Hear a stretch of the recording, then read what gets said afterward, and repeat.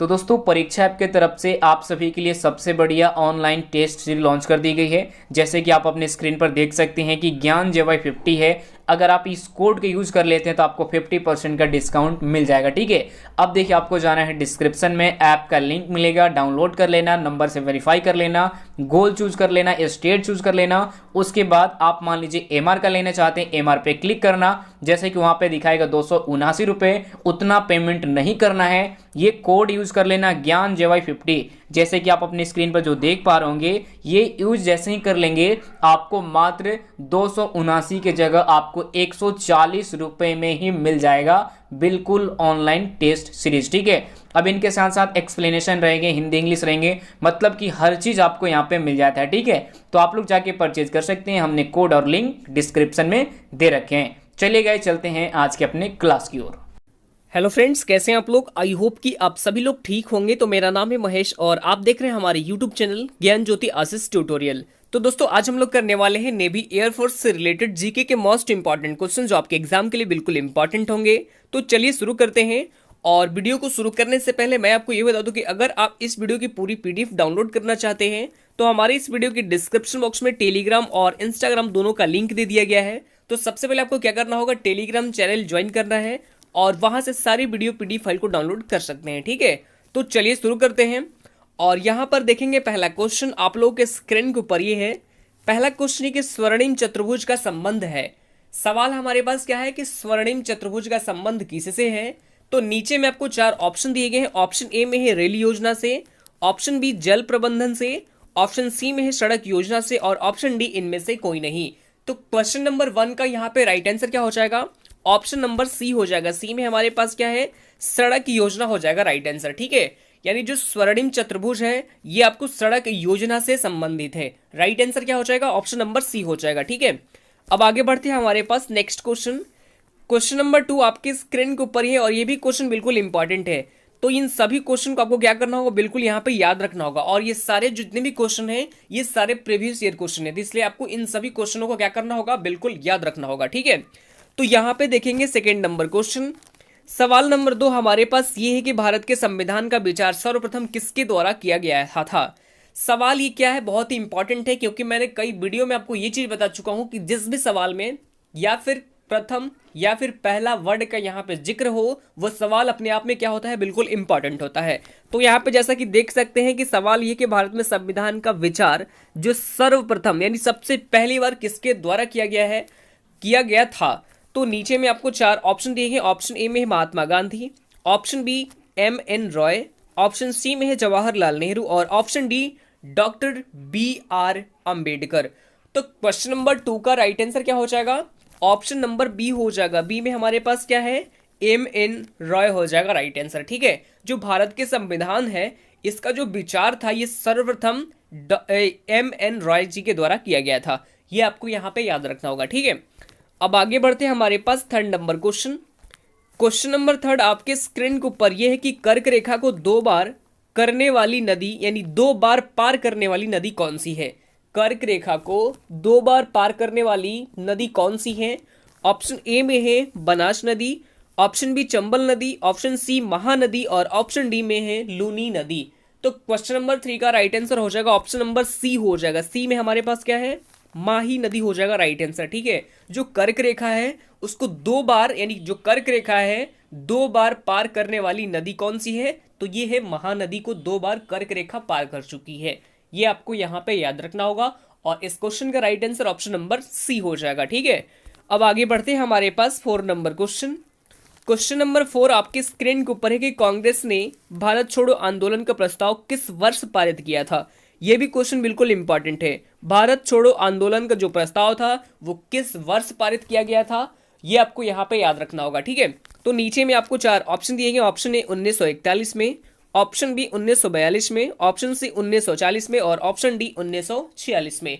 तो question number 4 का right answer क्या हो जाएगा, ऑप्शन नंबर बी हो जाएगा। बी में हमारे पास क्या है, 1942 हो जाएगा राइट आंसर। ठीक है, जो कांग्रेस ने यानी जो भारत छोड़ो आंदोलन का प्रस्ताव किया था वो किस वर्ष पारित किया था, तो वो आपको 1942 में किया था। Right answer option number B हो जाएगा इस क्वेश्चन का। ठीक है, अब आगे बढ़ते हैं हमारे पास 5 नंबर क्वेश्चन। क्वेश्चन नंबर 5 आपके स्क्रीन के ऊपर है कि आजाद हिंद फौज की स्थापना कहाँ की गई? सवाल हमारे पास है कि जो आज़ाद हिंद फौज थी उसकी स्थापना कहाँ की गई? तो आपको नीचे में 4 ऑप्शन दिए गए हैं। ऑप्शन ए में है Italy, option B Bharat, option C Singapore और ऑप्शन डी जापान। तो क्वेश्चन नंबर 5 का यहाँ पे राइट आंसर हो जाएगा ऑप्शन नंबर सी, यानी सिंगापुर में की गई थी। कहाँ पे की गई थी? जो आज़ाद हिंद फौज थी इसकी स्थापना सिंगापुर में की गई है। ये आपको यहाँ पे याद रखना होगा, ठीक है। अब आगे बढ़ते हैं हमारे पास 6 नंबर क्वेश्चन। प्रश्न संख्या 6 आपके स्क्रीन के ऊपर ये है कि किस अमेरिकी राष्ट्रपति ने गुलामी को संपूर्ण रूप से बंद कर दिया था? ऑप्शन ए में है Kennedy, option B Garfield, option C Johnson और ऑप्शन डी में है अब्राहम लिंकन। तो क्वेश्चन नंबर 6 का right answer option number D हो जाएगा। डी में हमारे पास क्या है? अब्राहम लिंकन हो जाएगा राइट आंसर, ठीक है। जो बता दूं कि जो अमेरिकी राष्ट्रपति ने इन्होंने क्या किया था? गुलामी को संपूर्ण रूप से बंद करने का प्रस्ताव जारी किया था, अब्राहम लिंकन, यानी right answer option number D हो जाएगा, ठीक है। अब आगे बढ़ जाते हैं हमारे पास अगला क्वेश्चन। 7 नंबर प्रश्न आपके स्क्रीन के ऊपर यह है कि all India trade union Congress के पहले अधिवेशन की अध्यक्षता किसने की है? ऑप्शन ए में है लाल लाजपत राय, ऑप्शन बी कस्तूरभाई लाल भाई और ऑप्शन सी में है कस्तूरभाई लाल भाई और ऑप्शन डी पुरुषोत्तम दास टंडन। तो यहाँ पे क्वेश्चन नंबर 7 का right answer option number A हो जाएगा। ए में हमारे पास क्या है? लाल लाजपत राय हो जाएगा राइट आंसर, ठीक है। जो all India trade union Congress के जो पहले अधिवेशन थी वो पहले अधिवेशन की अध्यक्षता किसने की थी? तो ये की थी लाल लाजपत राय जी के द्वारा। Right answer option number A हो जाएगा, ठीक है। अब आगे बढ़ते हैं हमारे पास 8 नंबर प्रश्न। प्रश्न संख्या 8 आपके स्क्रीन के ऊपर है कि किस नस्ल के घोड़े सर्वोत्तम माने जाते हैं? यानी कौन से नस्ल होते हैं घोड़े में जो सर्वोत्तम माने जाते हैं? ऑप्शन ए में है मारवाड़ी, ऑप्शन बी गोमट, ऑप्शन सी नाचना और ऑप्शन डी में है मालानी। क्वेश्चन नंबर 8 का right answer option number D हो जाएगा। डी में हमारे पास है मालानी हो जाएगा राइट आंसर। जो मलानी नस्ल के घोड़े होते हैं वो क्या होते हैं? सर्वोत्तम माने जाते हैं, ठीक है। आगे बढ़ते हैं हमारे पास 9 नंबर क्वेश्चन। क्वेश्चन नंबर 9 आपके स्क्रीन के ऊपर है कि भारत रत्न अलंकार सर्वप्रथम किससे प्रदान किया गया? जो भारत रत्न अलंकरण सर्वप्रथम किससे प्रदान किया गया है? यह सवाल बिल्कुल इंपॉर्टेंट है, ठीक है। ऑप्शन ए में है एस राधाकृष्णन को, ऑप्शन बी जवाहरलाल नेहरू को, ऑप्शन सी में है सी राजगोपालचारी को और ऑप्शन डी में है सी बी रमन को। क्वेश्चन नंबर 9 का right answer option number C हो जाएगा। सी में हमारे पास क्या है? सी गोपालचारी को। राइट आंसर क्या हो जाएगा? ऑप्शन नंबर सी हो जाएगा, ठीक है। आगे बढ़ते हैं। नेक्स्ट सवाल हमारे पास ये है क्वेश्चन नंबर 10। यहाँ पे ध्यान से देखेंगे कि जो महात्मा गांधी थे इनकी हत्या किसने की थी? सवाल बिल्कुल इंपॉर्टेंट है और कई बार एग्जाम में आपके पूछे भी जा चुके हैं, ठीक है। ऑप्शन ए में है नाथूराम गोडसे, ऑप्शन बी वल्लभ पटेल और ऑप्शन सी में है राजदेव और option D Dilraj Singh. Question number 10 का राइट आंसर क्या हो जाएगा? ऑप्शन नंबर ए हो जाएगा। ए में हमारे पास क्या है? नाथूराम गोडसे हो जाएगा राइट आंसर, ठीक है। जो महात्मा गांधी थी इनकी हत्या किसके द्वारा किया गया था? तो ये नाथूराम गोडसे के द्वारा किया गया था, ठीक है। अब आगे बढ़ते हैं हमारे पास अगला सवाल। सवाल नंबर 11 आपके स्क्रीन के ऊपर ही है और ये जितने भी सवाल हैं हमारे पास, इन सभी सवालों में से जितने भी एक्स्ट्रा फैक्ट्स निकल के आएंगे वो आपको क्या करना होगा? नोट करते चलना होगा, क्योंकि एक्स्ट्रा फैक्ट बिल्कुल मस्ट होता है इस क्वेश्चन का, ठीक है। तो यहाँ पे ध्यान से देखेंगे सवाल नंबर 11 नंबर क्वेश्चन आपके स्क्रीन के ऊपर है कि हाल ही में भारत ने त्रिशेवा लड़ाकू अभ्यास जिसका नाम है बुल स्ट्राइक, इसका आयोजन किस द्वीप में किया गया है? तो इसका आयोजन टेरेसा द्वीप में किया गया है। कहाँ पे किया गया है? टेरेसा द्वीप में किया गया है। राइट आंसर ऑप्शन नंबर इस क्वेश्चन का क्या हो जाएगा? ए हो जाएगा, ठीक है। और टेरेसा में जो कि निकोबार द्वीप का एक हिस्सा है, ठीक है, और यहाँ पर इसका आयोजन किया गया है और ये जल थल और वायु की बीच यानी एक एक्सरसाइज है, ठीक है। ये आपको यहाँ पे याद रखना होगा। आगे बढ़ते हैं हमारे पास 12 यानी 12 नंबर प्रश्न। प्रश्न संख्या 12 आपके स्क्रीन के ऊपर है कि किस राज्य के टूरिज्म ने वर्ल्ड ट्रेवल मार्ट लंदन पुरस्कार जीता है? Option A Mizoram, option B Kerala और ऑप्शन सी पंजाब और ऑप्शन डी में है झारखंड। तो ये अभी हाल ही में जीत लिया है केरल टूरिज्म ने। किसने जीता है? केरल टूरिज्म ने जीत लिया है। ऑप्शन नंबर बी हो जाएगा इस क्वेश्चन का राइट आंसर, ठीक है। तो जो वर्ल्ड ट्रेवल मार्ट है इसने केरल टूरिज्म को प्रतिष्ठित हाईलिंग यानी कमीशन यानी कमांडेंट अवार्ड के रूप में नवाजा गया है। और क्यों नवाजा गया है? तो कोविड-19 महामारी के बीच मतलब कि इस चुनौती को पूर्ण रूप से संभव यानी ये किया गया है और इसी के दौरान भी टूरिज्म को बढ़ावा देने के लिए ये केरल को यानी केरल टूरिज्म को ये आपको इस अवार्ड से नवाजा गया है। ये आपको यहाँ पे याद रखना होगा। अब यहाँ पे हम बात करें अगर केरल के बारे में, तो राजधानी क्या है? केरल की राजधानी है तिरुअनंतपुरम। तिरुअनंतपुरम जो है केरल की राजधानी है। मुख्यमंत्री है पिनरई विजयन, जबकि राज्यपाल है आरिफ मोहम्मद खान। ठीक है।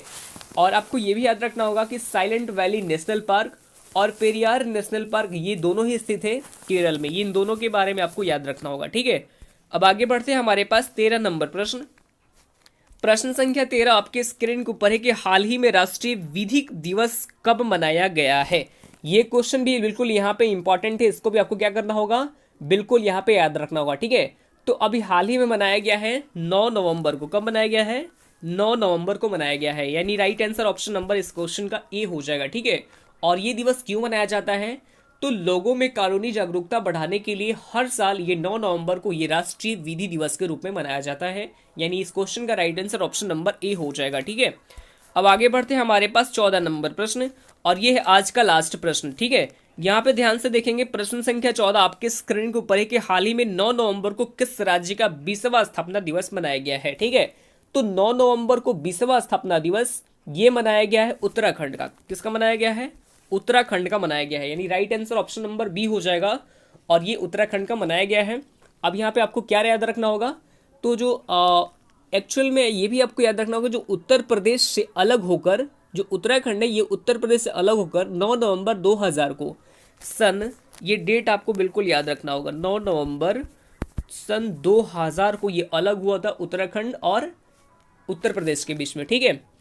तो 9 नवंबर 2000 को नया राज्य बना था उत्तराखंड, इसलिए ये आपको 9 नवंबर को ये अपना 20वां स्थापना दिवस मनाया है उत्तराखंड। ये आपको यहाँ पे याद रखना होगा। अब यहाँ पे उत्तराखंड के बारे में डिस्कस कर लेते हैं। तो राजधानी क्या है?